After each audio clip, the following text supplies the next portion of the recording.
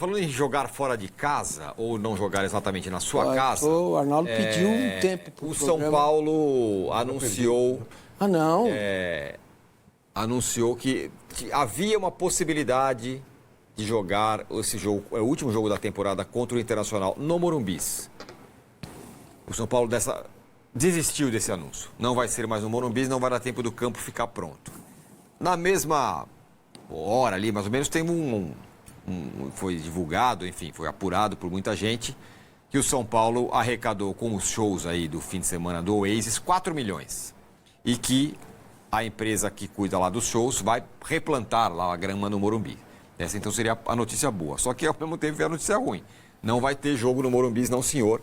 Vai ser na Vila Belmiro. Então, portanto, o São Paulo de fato não joga mais em casa nesse ano, com um adendo, um asterisco, o Arnaldo.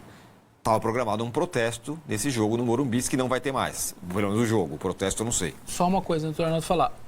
Ainda a CBF está marcado Cícero Pompeu de Toledo, tá? Porque tinha feito alteração. A informação e aí a apuração pela manhã é essa. Não é ainda no site da CBF, tá? Bom, vamos começar por essa ressalva. O São Paulo, há poucos dias, pediu, junto à CBF, a marcação do jogo no Morumbi, sem saber como estaria o campo depois de 4 bandas se apresentarem. A notícia, temos que dar o crédito dessa reviravolta, a primeira pessoa da notícia foi o André Hernando, nosso companheiro da ESPN, dizendo que depois, só ver as imagens, acho que a gente não tem, né? Eu pedi pro Tirone ontem, ele foi no show lá, pisou no campo, eu falei, tem condição? Estava na arquibancada. Eu quero saber a primeira pessoa que for tirar a placa, se o Casares vai tirar a placa, como é que vai estar? O campo está impraticável, metade dele está impraticável, foram 4 shows, 4 bandas, mais de 4 shows, praticamente um mês com o campo coberto, sendo pisoteado e judiado. E aí, a notícia apurada pelo André Hernan, que depois da desmontagem do palco já chegou à conclusão que seria, mesmo que a empresa faça o replantio, que troque o gramado inteiro, são 7 dias. O São Paulo joga em casa daqui a 7 dias. O que já me colocava, quando teve essa solicitação, mais como uma satisfação ao torcedor do que praticamente uma coisa prática. Né? Não seria possível replantar o campo em 7 dias. Vamos só lembrar um pouquinho. Quando a gente saiu do Morumbi, São Paulo 2, Bahia 0, foi aquele dia que eu falei que o vendedor de água veio falar pra gente... Feliz Natal. Feliz Natal. Faltavam 4 jogos para o São Paulo como mandante. E eu falei para você, o São Paulo não vai jogar mais em casa. No dia do jogo contra o Bahia. Além dessa questão técnica do replantio e do gramado destruído, tem a questão do protesto, sim, que aí une o útil ao agradável por um presidente, por um governo covarde, medíocre e incompetente. Então, porque se você reparar, a direção do São Paulo está fugindo da torcida há mais de um mês. E essa é uma forma de você fugir da torcida. Pergunta se o Casares vai à Vila Belmiro ou foi uma vez à Vila Belmiro. Não foi. Então, essa é uma coisa. Esse ato final desse ano de não jogar em casa, e é o único dos 20 clubes que não está jogando, e esse acordo que rende ao São Paulo, quanto? 4 milhões por show? 4 milhões do show. Que é um dinheiro da uma pessoa, onde quer que esteja, me permita, que é dinheiro de pinga, que não dá uma arrecadação de um jogo, 4 milhões de reais, num jogo grande. Dinheiro de pinga, de um acordo que só é possível por um clube que tem campo sintético ou de piso de plástico, que é o São Paulo azucrina tanto o Palmeiras, e fez o mesmo modelo de contrato com a mesma empresa que gera, só que ele não tem piso de plástico, graças a Deus, no seu estádio. E é uma das bandeiras para isso. Então, ou você tem a quantidade de shows que o São Paulo programou para o seu estádio, ou você tem jogo com piso natural. Isso está claro.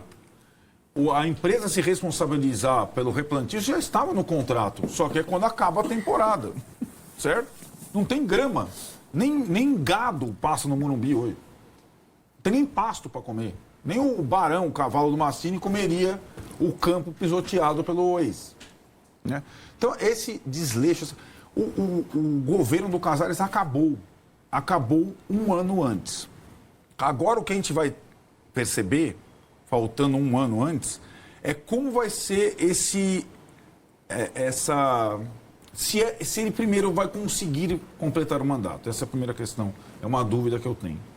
Segunda, qual o nível de protesto que vai vir daqui para frente? Porque o torcedor do São Paulo, seja organizado ou não, ele não vai ficar mais 13 meses nessa situação. O time sendo tirado do seu convívio, certo?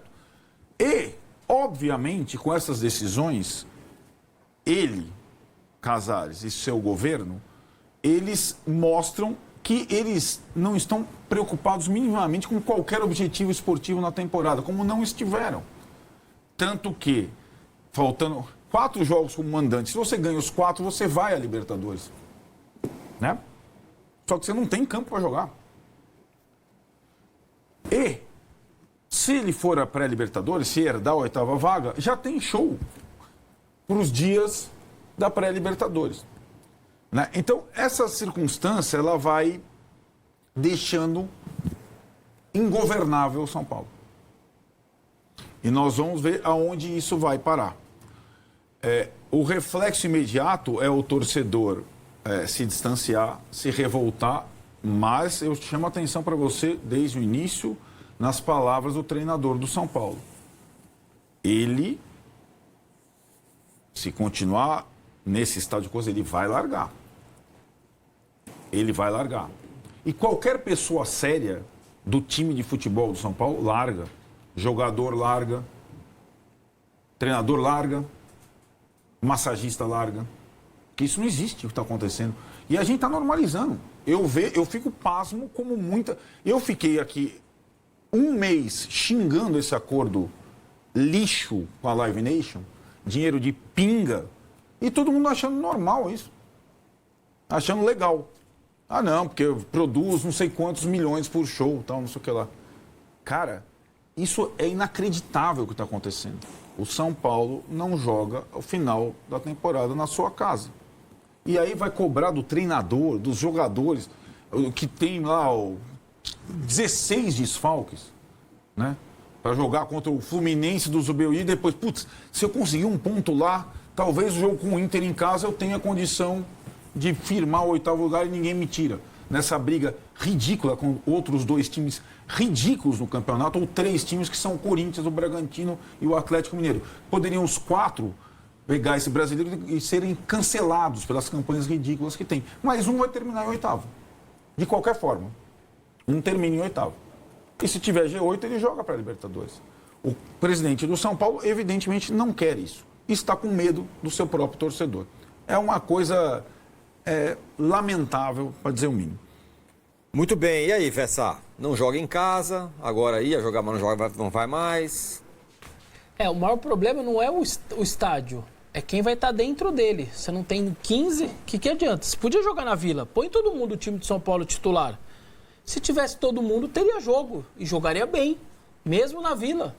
O problema é que você está juntando as duas coisas, você está se afastando... Uma coisa não tem a ver com a outra. Pelo contrário, no seu estádio você é capaz de ganhar. O São Paulo ganhou do Bahia com o pé nas costas. Isso, poderia minimizar esse problema. Evidente, que eu tô dizendo. Evidente. Mas imagina se você tem todo mundo e mais o seu estádio. Seria outro cenário. O problema é esse. Você não tem nenhuma coisa nem outra. E aí você vai dificultando. Esse lance da 8ª vaga, pela data, tá dando um dia de diferença. Não vai ter o jogo.